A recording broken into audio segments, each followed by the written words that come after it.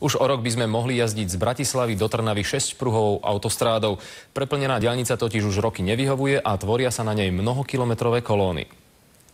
Každodenné dopravné zápchy, havárie, nervózni vodiči. Taká je realita na najvyťaženejšej slovenskej diaľnici medzi Bratislavou a Trnavou. Diaľničná spoločnosť preto začne s rozširovaním o ďalšie jazdné pruhy. Určite bude lepšie, keď to rozšíria. Ono nám to pomôže, ale keď ten zákaz prebieha, nezrušia. V noci z piatka na sobotu tento týždeň pristúpime k zmene dopravného značenia na niektorých úsekoch na trase medzi Bratislavou a Trnavou. Vodiči musia počítať s dopravnými obmedzeniami. Pôjde tam obmedzenie zhruba na 80 km za hodinu. Diaľničná spoločnosť odstraní do mája budúceho roka stredový deliaci pás a rozšíri diaľnicu tak, aby po nej mohli jazdiť autá v 3 pruhoch každým smerom. V máji budú práce ukončené a cestujúca verejnosť dostane k dispozícii medzi Bratislavou a Trnavou novú 6-pruhovú diaľnicu v akomsi dočasnom riešení. Výstavbu zaplatí štát a bude stáť 36,5 milióna eur. Od roku 2011 sa začne diaľnica stavať do konečnej podoby. Diaľničná spoločnosť postaví na oboch smeroch diaľnice ešte novú dvojprúdovú cestu. Zároveň sa budú budovať aj 2 komunikácie na každej strane diaľnice,